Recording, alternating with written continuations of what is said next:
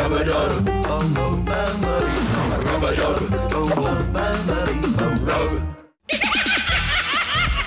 Now!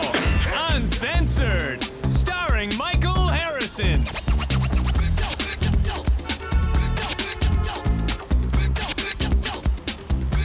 Please welcome Michael Harrison!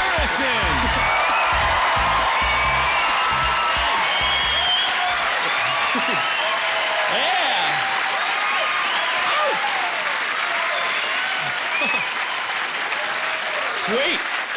Yeah, let's do this. So happy to be here. I love the library. Oh, I love the library. I do, library lovers here. I love it. Right? Because everything's free. Right? Free movies, free music, free books. It's like Disneyland for cheap people. I love it. And some people take it for granted. Like I was at the library a few weeks ago, and over the intercom, this girl goes, "The internet's now down for 20 minutes. And some girl at the computer goes, "Jesus, what next?" It's like, what next? Ever thought about waiting? Right? There's books and magazines. It's like the ultimate waiting room.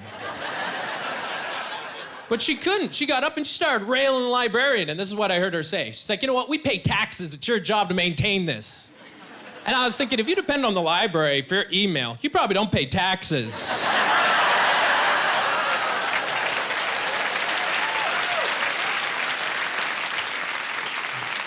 Safe bet.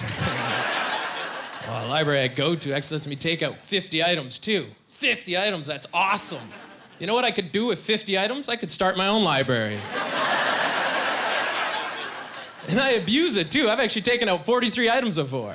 43, there's no way I'm going through 43 items in 3 weeks. I'm just holding on to shit so other people can't get it at this point. I think as a joke, I should take out 50 books on hoarding.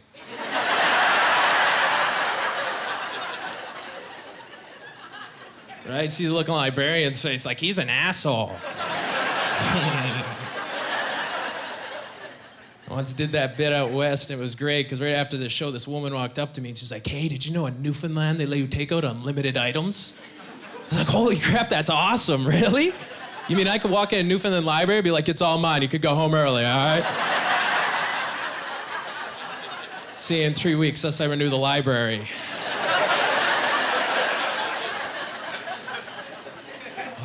Having such a good year this year. I love everything right now. Everything's good. I got in a relationship this year with a very beautiful girl.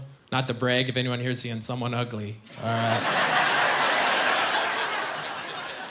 Yeah, she's even too good looking for me. Like, I swear to God, I've seen her turn down guys I'd fuck, right? And it's weird what you find out about yourself when you're in a relationship. Like, I found out I'm a really jealous boyfriend, right? Because she still talks to her ex. And her ex is actually studying to become a doctor. A doctor. I entertain drunks for approval, all right? And that guy saves lives. And not only that, but he looks just like me, except he's younger and taller. So when I first met him, it was like one of those weird Twilight Zone episodes, you meet your polar opposite, except I was standing like, oh shit, I'm the crappy one. And it sucks, because I'm a professional comic. I tour all the time, so me and her, we have to do things to keep it fresh. Like, I had to try phone sex once. Yeah, I know. Some people use video phones and stuff. I'm still on, like, a cell phone, right? So it's all imagination, and I don't have the imagination for it. I really don't. Like, she gets into it, always on the line, like, "Oh, I want to lick your whole body." And I get nervous, like, "Do you want me to touch your thingy?" You know, like... Yeah, that's how creative I am. And she's really creative. She says stuff I don't even think we could do, right? Yeah, real aggressive stuff, like, "Oh, I want you to twist me into a pretzel and throw me against a wall." And I'm like, "Holy shit, you have weak knees, right? I don't want to hurt you."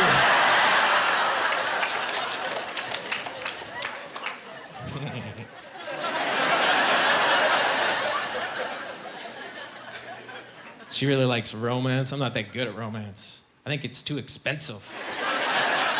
Right? Dinner, flowers. Whatever guy started that, he's an asshole, you know? Not my Facebook friend, that's for sure.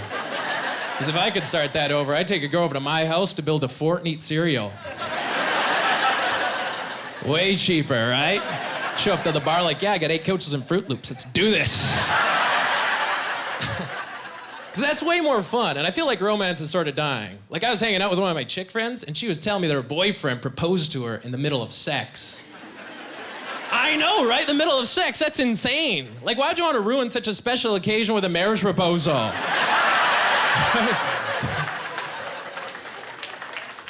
Because I'll be honest, I could never do something like that. I mean, you have to be really confident she's gonna say yes. Or really self-centered to keep going if she says no. Can't waste a boner. You get 5 or 6 of those a day. They're special, that's all. I do talk a bit about sex. But one of my pet peeves, I hate when guys brag to me about how much sex they get. Oh, that annoys me. The worst is when they do it in the middle of any conversation, you know? They come up to me like, man, the other night I had Lisa bent over a sink. I'm like, dude, I don't even know you, all right? I was just asking for directions. Worst Walmart greeter ever.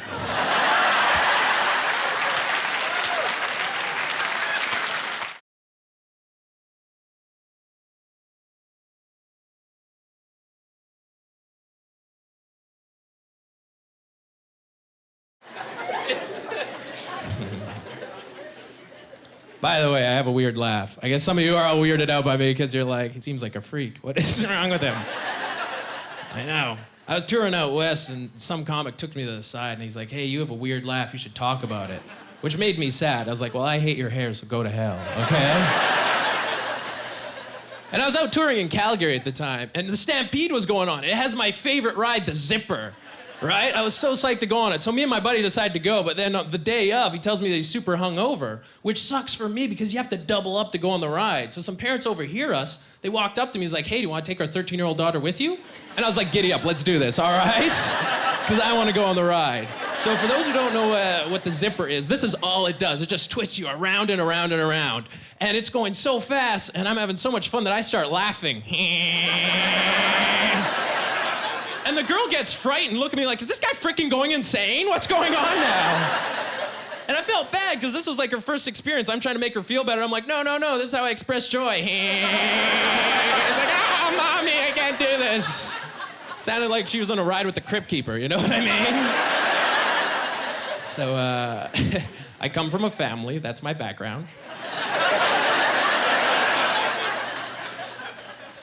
Growing up with 3 other siblings, I had an older brother who was a really cool dude. Very good looking, charming, athletic. And in comparison, when I was young, I used to be fat. I had acne all over my face, and I was very socially awkward. And you know, Jonathan Taylor Thomas had that haircut where you part it down the middle? Yeah, I tried to do that, but I have curly hair, so I turned into a frickin' hornet's nest, right? So I used to be so frustrated. Like, how is this guy my older brother? Like, when he was born, did he take all the good DNA? Right, then I came through, I went through the genetic cupboard, like, what the hell, I get psoriasis. But when I was 20, I found out he had a different father. I know, right? I was so relieved. I was sitting there like, bro, I thought you got the good genetics, you just got the good dad, right? He's beating me at hockey. I'm like, you're just cheating with your super dad genes. Cheater.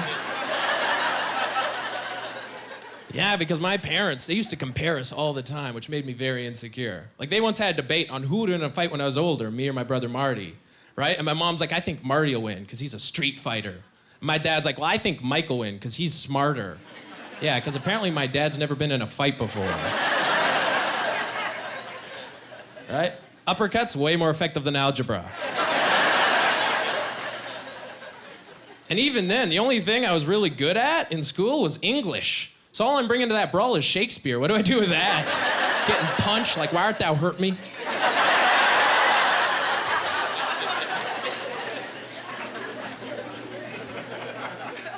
I did have good folks. They didn't tell me much about sex growing up, which was weird because when I was young, I had imagination. I remember when I was 7 years old, my cousin was pregnant. I didn't know how babies are created. Almost my mom told me there was a kid inside of her stomach. It scared the hell out of me because I thought she was eating children.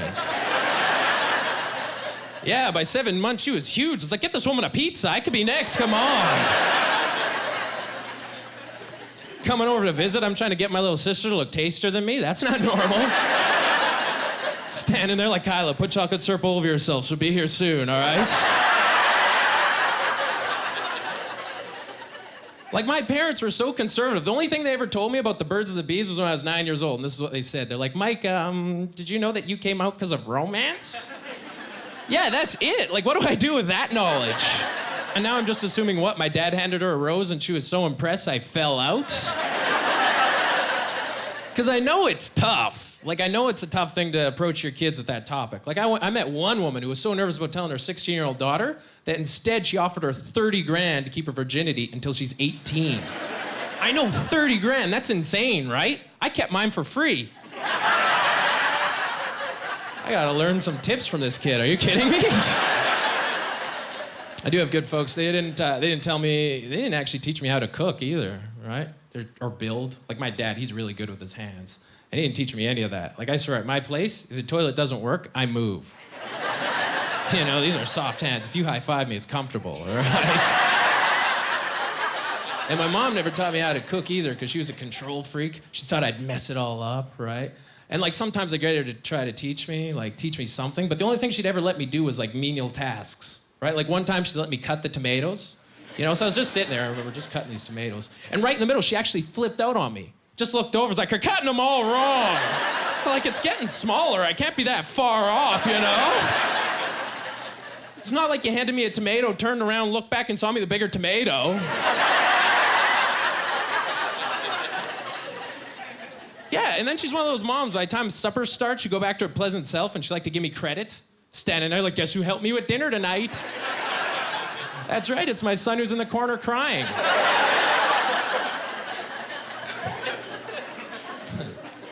So needless to say, I had a lot of frozen dinners when I moved out. Which is also the same time I stopped saying grace. You know, because there's nothing more pathetic than thanking the Lord for a hungry man.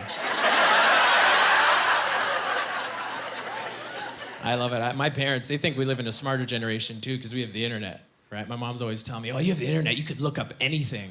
Like, are you kidding me? I think the internet's making me stupid. For that exact same reason, I could look up anything. How do you focus? Right? Just last week, all the time I spent watching midgets dance to rave music, I could learn Spanish, you know? And I had an intelligence scare recently too. I had to get my wisdom teeth removed, and I was so broke. I went down to the University of Toronto and I let some students do it. I know. I mean, they were dental ones, don't get me wrong. Not like I accidentally walked into a theater class. Like, this guy's very believable. I'll use him. But you're right. Like, it's such a scary scenario because they don't even show you grades. Yeah, like, I was frightened I was going to get some stone slacker whose father paid extra tuition. Right? Some kid who shows up wearing a helmet with some goggles, holding a putter. Standing there, is that the wisdom teeth? No, that's his nose. I like blue Legos, you know?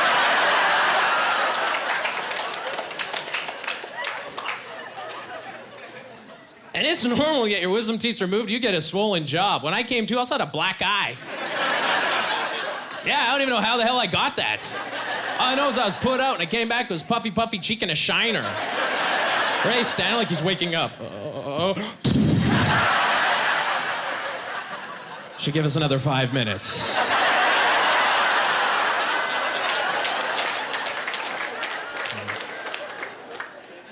Oh, here's one thing I learned recently. I recently went to a porn shop, and get this, they don't even call it porn anymore. They call it adult entertainment, which I think is stupid, because kids like it too.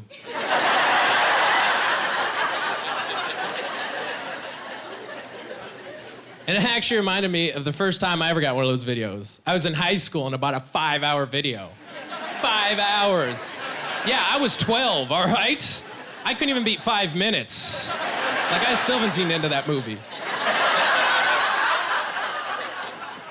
And it's crazy because the more of those movies I got as a kid, the cockier I got hiding them. Like the fourth one I ever got, I actually took the video, put it right back in the cassette collection at my house, and on the label I wrote Educational Documentary of Germany on it. I thought that was a brilliant misdirection. Turns out there is nothing more suspicious in my household than a video with that label.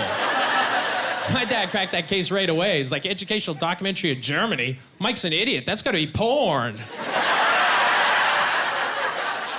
He spelled Germany with a J.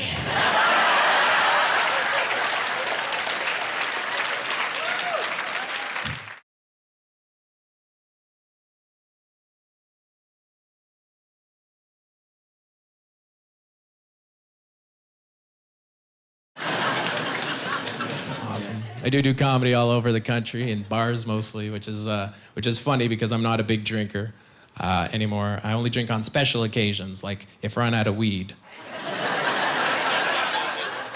Yeah.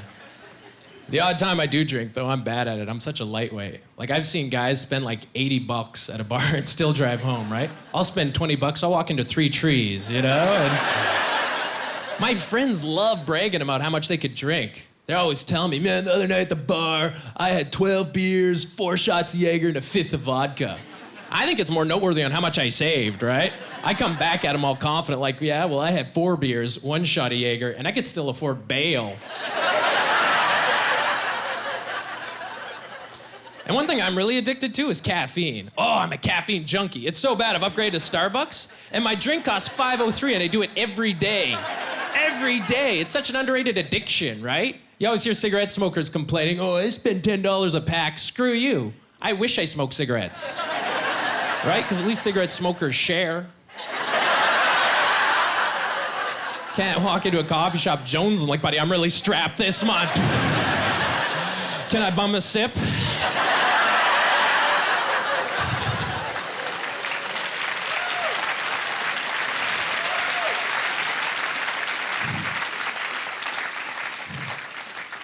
And you know how I got my addiction? It's because I worked at a coffee shop for 4 years. That's how I got addicted. That doesn't happen anywhere else. It's not like I ever quit an office job and can't stop stapling. And the coffee shop I go to has a tip jar. A tip jar at a coffee shop? I'm not tipping you unless you serve alcohol or work at a restaurant, all right? And I mean, sometimes I do tip because I get a really enthusiastic server who just keeps talking. I'm like, oh, well, here's some change. Shut up. But I always feel really bad about it. I really do. Like one time I remember I left the Starbucks after I gave him all my change, and this homeless guy approached me. He's like, hey, bro, do you have any change? I was like, oh, shit, dude, I just gave it to someone with a job. Awkward. I did love working at the coffee shop. It's funny when you work customer service, because you develop repetitive lines that you always say. Like at the coffee shop, I used to always say, have a good one, after everything. You know, someone would walk in, I'd be like, here's your drink, have a good one. Here's your change, have a good one. One time this girl walked in and she asked for the washroom key.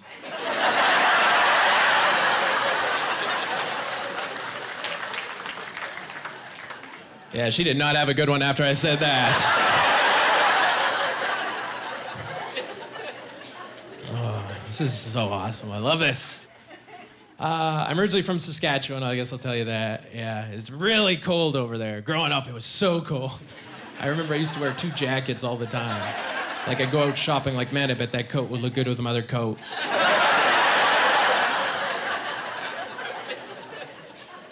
And I live in Toronto now, and I notice there's a lot of differences between Saskatchewan and Toronto. For instance, here in Toronto, a lot of people really care what your ethnicity is. You know, because in my first year here, everyone kept asking me, hey, what's your background? I never got that before, so I was like, well, I'm Saskatchewan. And they're like, no, what's your ethnic background? I was like, oh, well, my mom makes a lot of spaghetti, right? So I guess I'm Italian. And I swear to God, for 2 years straight, I told everyone that I was Italian based on my mom's cooking preferences. Then one time I'm on the phone with her, I'm like, by the way, do you know what I am? She's like, you're English Irish. I'm like, holy shit, I've been cheering for the wrong soccer team all this time? Because Saskatchewan's a really white place. I don't know what it's like growing up in a place full of black people, but whenever I see black people, I just want to do nice things for them. You know, ease that racial tension, because I don't know what to do. I remember there was one black kid in my high school, I used to open doors for him, right? Saying, like, do anything else? Take you for a ride somewhere. Hey, fuck off, Dave, I saw him first. You sure don't want anything?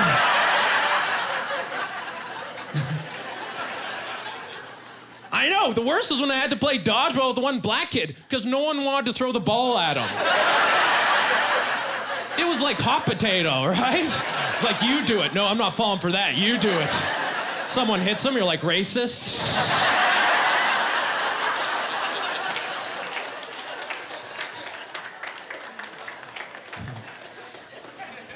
I do have to admit, I find prejudiced people to be very funny, you know, because they're stupid. I love it. Listen to one. You get a good giggle. I remember once I was sitting on a subway in Edmonton, and this woman sat beside me, and she started bashing gays to me. And at one point, she looked at me, and she's like, did you know that gays steal? It's like, gays steal? Frick, so do I, right? Like, I see a loose 20, I'm flaming. Forget it. And she was really concerned about my safety, too. Like, before I got off, she grabbed my arms. You better watch it. The gays are trying to change heterosexuals. It's like, what? Now you make them sound magical, like they're witches. Like somewhere they're in front of a cauldron making a potion. Quick, put more Justin Timberlake music in. We'll go queer football team.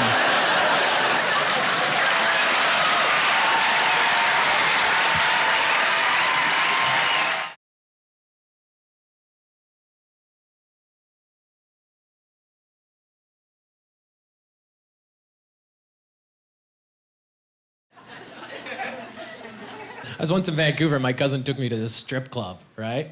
And I walked to this strip club, and I remember right to the left, I saw this huge poster saying, "We have the best nachos in the world."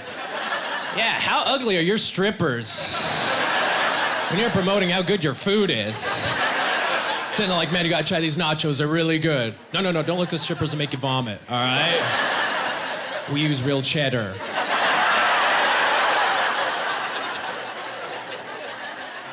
Oh, my girlfriend hates strip clubs. Always tell me, oh, it's demeaning to women. Like, it's demeaning to guys, too. Right? We're only going to them because we can't get a girl to take her clothes off unless it's her job, right? That's not one for us. And my favorite thing about strip clubs is when I see women in the audience. Oh, my God, I just saw that guy get excited. Right on, buddy. I see you.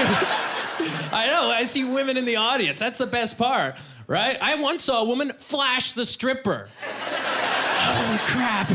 I don't know if you've ever seen that before, but that's a lot like seeing a little kid imitate a monkey at the zoo. Sitting there like, aw, it's like she wants to be one.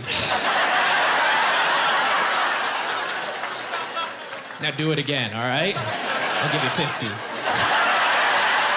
You've been awesome. My name's Mike Harrison. Thank you so much.